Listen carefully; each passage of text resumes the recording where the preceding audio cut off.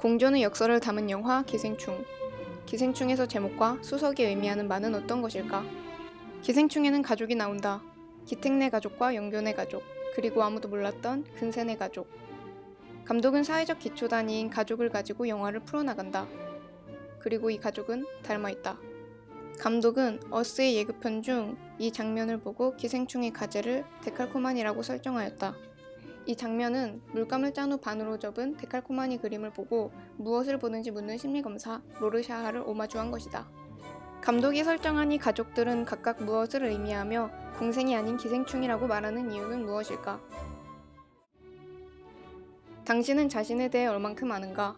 다 안다고 생각하는가? 의식하는 것이 전부라고 생각하는가? 중세시대만 해도 그렇게 생각했다. 하지만 콜럼버스가 신대륙을 발견했듯 프로이트는 무의식을 발견하여 우리에게 충격을 안겨주었다. 인간의 심리적 세계에는 개인에게 자각되지 않는 무의식적 정신현상이 존재한다. 수용되기 어려운 성적 욕구, 폭력적 동기, 부도덕한 충동, 비합리적 소망, 수치스러운 경험과 같이 의식에 떠오르면 위협적인 것으로 느껴지기 때문에 억압된다. 프로이트는 이러한 정신세계를 빙산에 비유하였다. 의식은 항상 자각하고 있는 지각, 사고, 정서 경험을 포함한다. 빙산에서 수면으로 떠오른 일부가 의식적 경험에 해당된다. 그리고 그 사이에 무의식의 내용을 의식으로 연결하는 역할을 해주는 전의식이 있다. 평소에는 의식하지 못하지만 약간의 노력을 기울이면 쉽게 의식으로 떠올릴 수 있는 기억과 경험을 의미한다.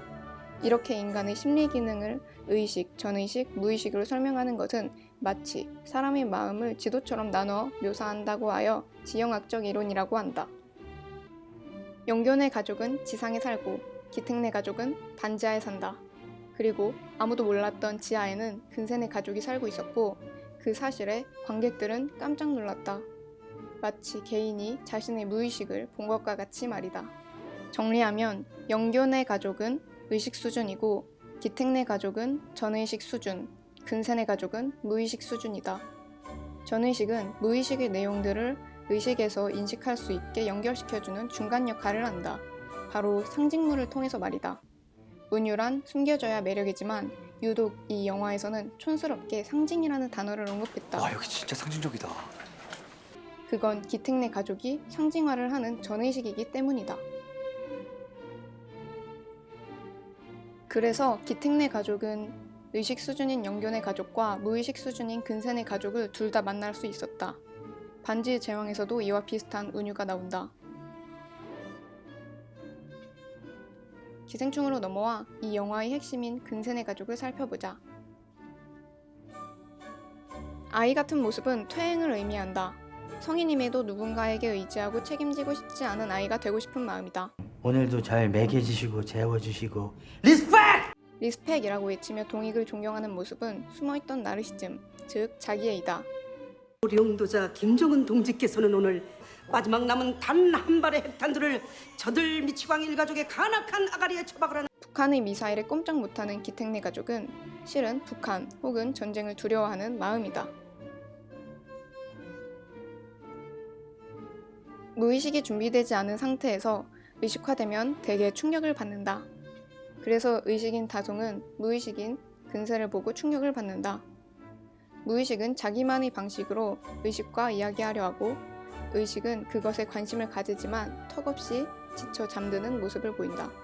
그리고 무의식은 전의식과 의식에 대항하기 때문에 마지막에 근세는 지하 밖으로 나와 살인을 저지른다. 안녕하세요 박사장님.